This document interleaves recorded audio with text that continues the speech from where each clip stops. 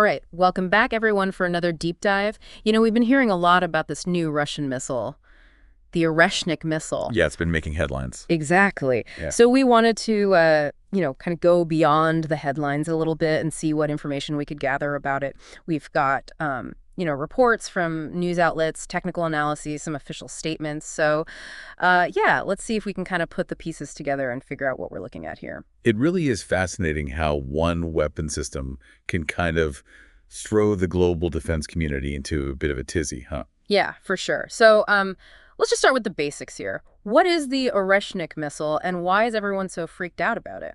Well, so it's an IRBM, an intermediate-range ballistic missile developed by Russia. And that means it can travel quite a distance, something like 500 to 5,500 kilometers.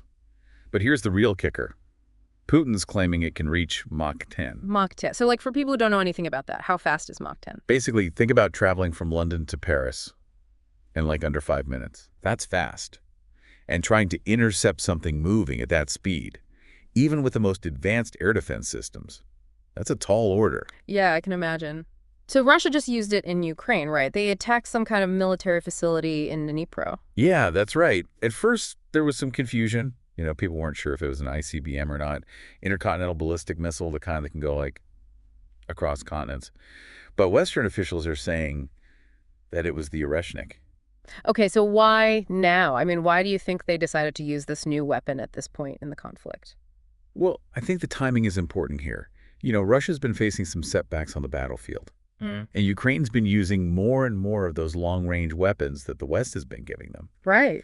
So this could be a way for Russia to kind of show off a little, reassert their military power, show they're not afraid to escalate things. Okay, so then there's that whole thing about whether or not it's hypersonic, right? Yeah, there's definitely some debate there. Putin's calling it hypersonic. But I've seen reports that U.S. officials are saying it doesn't actually meet the criteria for hypersonic speeds. Right, they're saying it needs to be at least Mach 5 to be considered hypersonic. So what do you think's going on there? Why the different stories? Well, I think part of it might be about, how each side wants to frame the situation. Russia wants to look like they're on the cutting edge, technologically superior. And maybe the U.S. is trying to downplay it a bit, to avoid making things worse or getting people too worried. Yeah, that makes sense. But regardless of what you call it, it's still incredibly fast. And that's what makes it so hard to defend against, right? But what else makes it so dangerous? Aside from the speed, Well, from what we're hearing, it can carry multiple warheads, so it can hit a bunch of targets at once. Plus, it can carry a lot of destructive power, big payload. Okay. And even though Russia says they only use conventional warheads in this attack, a lot of people think it could carry nuclear warheads, too. Multiple warheads, potentially nuclear. That's kind of scary, isn't it? Yeah. So what would that mean strategically if it could do all that? Well, it changes the whole game of deterrence, right? If you have a weapon that can deliver multiple nuclear warheads to different targets super fast, almost no warning, while retaliation, becomes almost impossible. So it really shifts the balance of power, and everyone else has to rethink their whole defense strategy. Yeah, it's almost like going back to the Cold War, but even worse. Yeah, you could say that. I think it brings up a lot of those same anxieties that people had, back during the Sputnik launch and stuff. It's that feeling of this new technology is here. Yeah. And it's changing everything. We don't know what to do. Yeah, it's got to be scary for people living in those areas that could be targeted. Absolutely. Think about it. If a missile's coming at you that fast, you've got almost no time to react, no time to evacuate people, even if you can intercept it, which is a big if.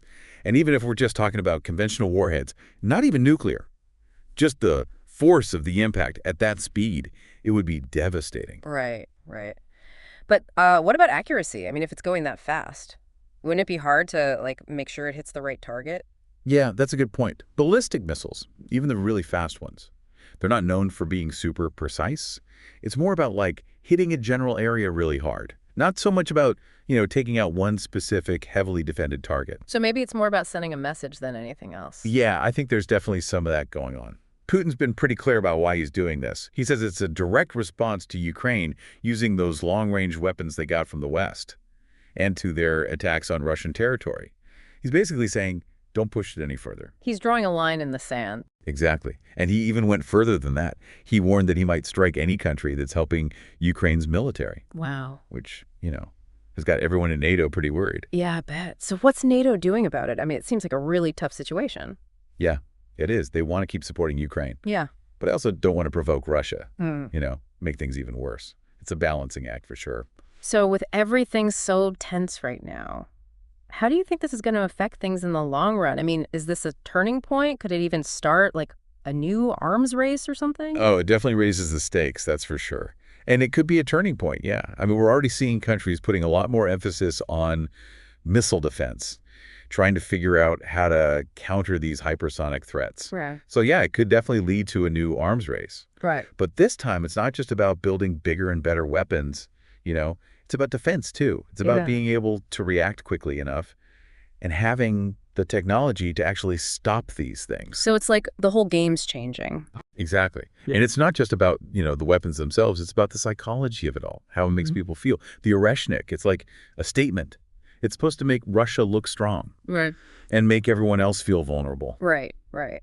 So where do we go from here? I mean, what does this mean for the war in Ukraine and for, the rest of the world? Well, that's the big question, isn't it? The Oreshnik just adds a whole new level of uncertainty to everything.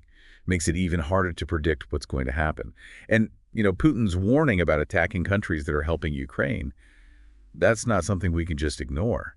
It means the conflict could spread. It could involve NATO countries. And then who knows what happens. So are we at a crossroads then? Yeah, I think we are.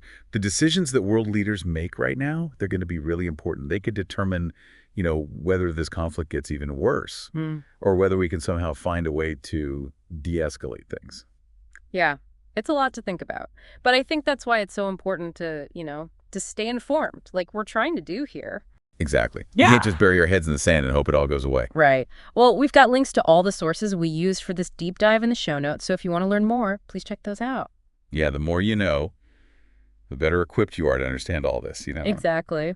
Well, that's about it for our deep dive on the Oreshnik missile. We'll be back soon with another topic to explore, so be sure to subscribe so you don't miss it. Yeah, we'll see you next time. And hey, if there's something you're really curious about, let us know. We love hearing from you. Until then, stay curious.